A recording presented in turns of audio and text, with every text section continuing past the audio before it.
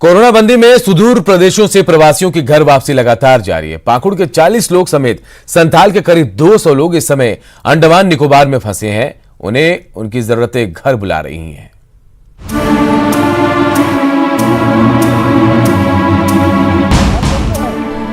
पाकुड़ के सोनाधनी और मुकरी पहाड़ के गांव में इन दिनों बेबसी और बेचैनी का माहौल है।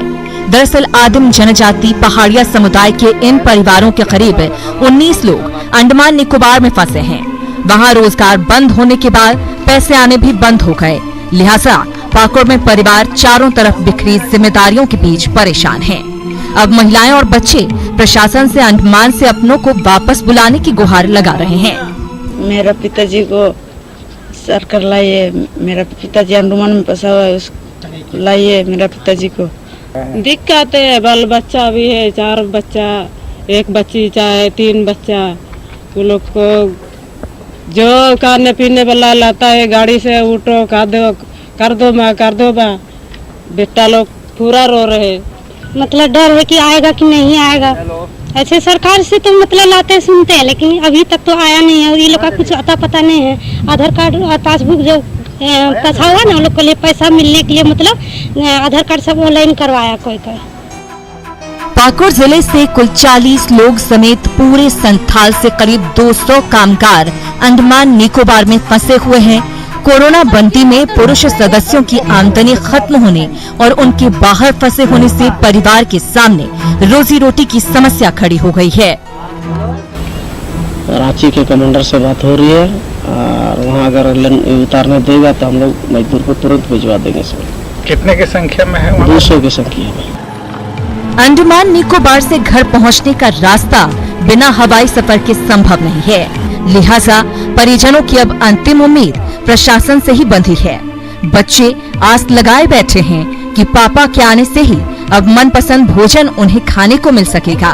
बहरहाल इस पहाड़िया गांव में अंडमान से अपनों के आने का बेसब्री से इंतजार है। न्यूज़ 18 के लिए पाकुड़ से कुंदन कुमार की रिपोर्ट।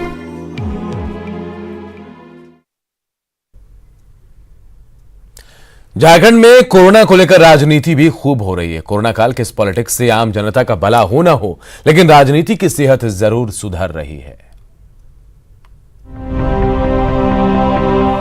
प्रदेश के पेयजल एवं स्वच्छता मंत्री मिथिलेश ठाकुर सोमवार को जब चाईबासा के प्रमंडलीय प्रशिक्षण केंद्र में बने क्वारंटाइन सेंटर का औचक निरीक्षण करने पहुंचे थे, तब उन्हें पता भी नहीं था कि वो हालात और राजनीति दोनों के ही चक्रव्यूह में फंसने जा रहे हैं। दरअसल मंत्री जिस क्वारंटाइन सेंटर का निरीक्षण करने पहुंचे थे, वहीं से एक व्यक्ति जाँच में कोरोना पॉजिटिव निकला है। अब बीजेपी लगातार मंत्री को क्वारंटाइन करने की सलाह दे रही है।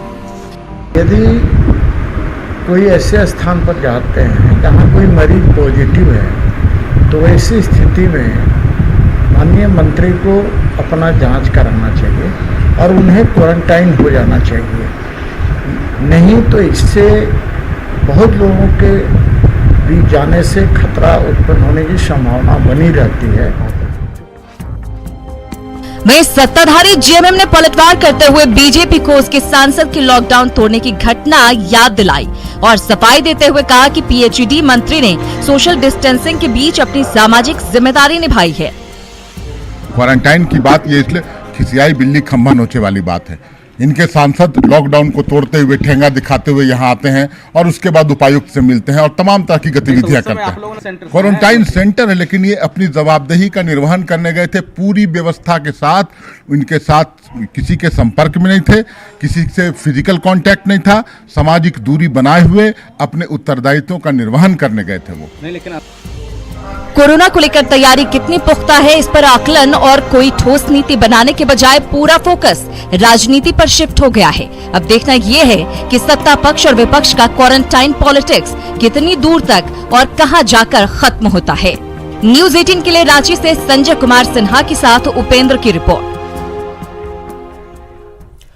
इस बुलेटिन में इतना ही, लेकिन खबरें लगातार जारी है। देखते रहिए न्यूज़ 18 बिहार झारखंड।